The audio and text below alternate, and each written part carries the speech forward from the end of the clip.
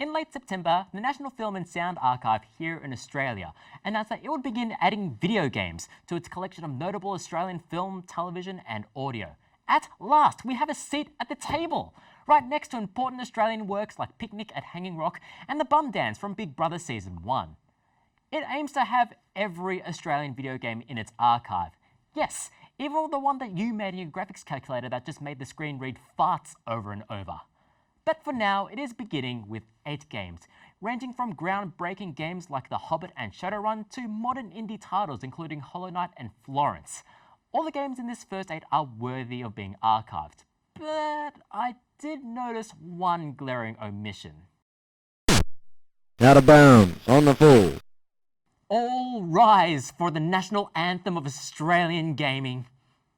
But it's still good to see that a body such as the National Film and Sound Archive acts to preserve gaming history, because without the preservation efforts of this and other entities, we risk losing our gaming history to the ether. Before I go on, I should briefly explain what game preservation is, because it is much more than merely keeping an old Nintendo 64 cartridge in a box in your parents' garage, defending it to the death whenever hard rubbish day comes. Game preservation involves maintaining aging hardware, archiving a game's files and source code, even digitizing a game's promotional materials because, let's face it, society would be worse off if we lost this. We can play it on my Nintendo Entertainment System. It's The Legend of Zelda and it's really rad. Those creatures from Ganon are pretty bad. Octoroks, Tektites, Levers too. But with your help, our hero pulls through. Yeah, go Link, yeah, get Zelda. Awesome! My name is Zelda and I'm here to say the 1990s were a blight on cultural history. In a terrible way. And this goes to why game preservation efforts are so important. Gaming is a relatively young art form, and it is important to have a record of the pioneering experiments and awkward mistakes of our early days. It's as valuable as looking up your old MySpace page. The unique problem faced by games, however, is that so much of its early history is stored on physical media like floppy disks and CD-ROMs, which degrade over time. Decades of history and knowledge rotted away, an effect only matched by watching 5 minutes of The Bachelorette. You'll think that publishers should have a copy of everything in their warehouses, right? If you said yes, viewer, I wish I shared your bright-eyed optimism. Early game developers were very bad at archiving their source code. Even as recently as the 1990s, Squaresoft would routinely delete code after shipping a game. This even applied to Final Fantasy. I'm guessing that's why they had to go the long way around and remake Final Fantasy VII. At least developers nowadays are better at keeping source code, and with games moving to digital, this should mean that every game is playable forever, right? If you said yes this time, viewer, have you not seen this entire world? Nowadays, games disappear for the dumbest reasons. Konami single-handedly took down PT to personally spite Hideo Kojima. There was that one time that Epic Games deleted Fortnite. I'm guessing because Epic CEO Tim Sweeney got particularly salty after losing in the final circle. And then there's the iPhone. In 2017, iOS stopped supporting apps and games coded in 32 bits.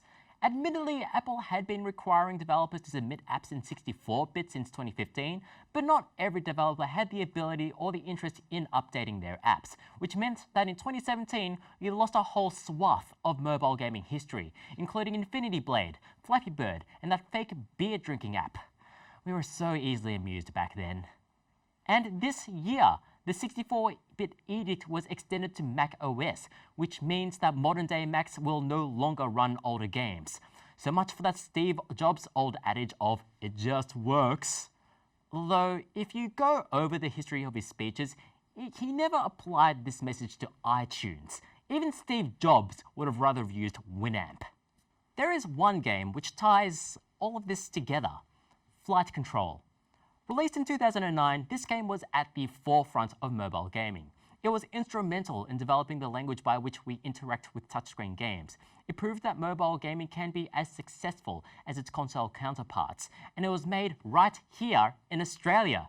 Turns out that we can make more than just Tim Tams and killer animals.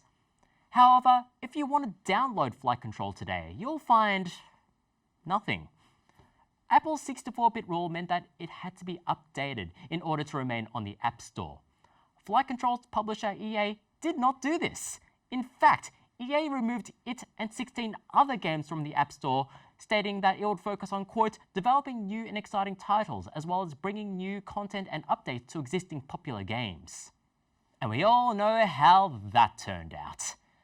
It is a damn shame that in order to play this game, you have to dig out your old iPhone and hopefully not shred your fingers on the cracked glass.